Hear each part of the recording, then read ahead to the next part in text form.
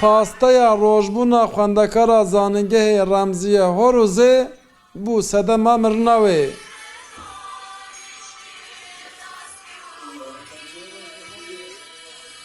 Remziye Horoz ku li zanîngeha İbrahîm Çeçen a li Agiriyê dixwend ji ber alerjiya hêkan dema ku di rojbûna xwe de pasta bi hêk dixwe jiyana xwe ji dest dide. Li gorî angaştên malbatê karkerên pastaxaneyê xemsariyeke mezin kirine û ji keça wan re gotine pasta bê hêke. Roja pîroz bûna wî dere û sê hevalê xwe dere pestaxanê pasta dikir. Hevalê wî jî ew jî pir xweş zane alerjiya wî jî hêka heye. Remziye normal hayatta bile cara destê xwe hêkê nekelandî bile nedikir. Ji dibe çalışan evrar dibe ya da hêkeyî tune dibe alerjiya me heye dibe. Dibe natê tune carek dedi sual dike dibe tê tuneyê. Remziye û hevalê wî dibe ki mêze alerjiya me ölümcül. Ez pê dimrim yani ez bixwim sezê pê bimrim. Dibe na dibe tê tuneyê. Şef dibe tê tune şune xwe me qeneh dibe ya îna dikir ra dibe ew du keçik hevalê xwe bê şîraniyê tînin qayaka yurdu dimîne dewlet yurdu dimîne. Wexta çetelkî dixwe madî wî hev dikeve. Dibe va pasta de tiştekê xwe me dibe. Qerreka wê diwerim şişmiş dibe dibe nikan nefesê bigirim wa dike. Xwe me dikeve diğewir qalbî wî disekine. gerek ambulansı hasıl bikirabaniye.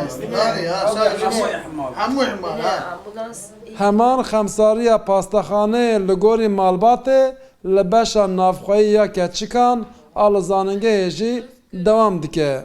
Digel ku li wargeha keçikan bi hezaran xwendekar dimînin jî têde tu beşeke tendurustiyê nîne ku müdaxaleyeke lezgîn bike. Ger zû müdaxale bihata kirin Remziye Horoz nedimira. Ahyanê keçik qafê xwe de nikan levê bigere nikan ambulansê biger hevalê wena yurt qarar girtiye. Hevalî pêşwî de diherin de güvenliqê dibe telefonî ambulansek hevala me nerindi. Ahyanê ambulans te ambulans dereng te ambulans dora 20-25 dakika şunda te yani. Suceki tane ne dorgi baya gışayı ve ilk pastane KYK ambulans yani bana gıdıbın yek bu yani misafir rejigo mgo bana be gıştık el birliğiyle cinayet yani.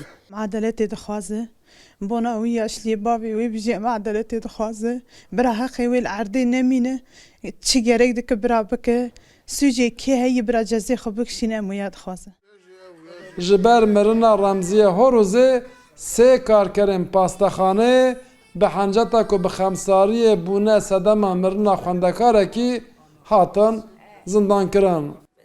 Dozgeriya Agiriyê lêkolîna xwe ya derbarê bûyerê de berdewam dike. Xewn û xeyalên Remziyê ew bû ku di sala 2026 de zanîngeha xwe biqedîne bê wêran şarê ji malbata xwe xatir bixwaze û ji bo karê xwe derbasî Ewropayê be. Lê xatirxwestina demkî ji ber xemsariyan bû xatirxwestineke bêdawî. Maşallah dekak rûda wêran şar.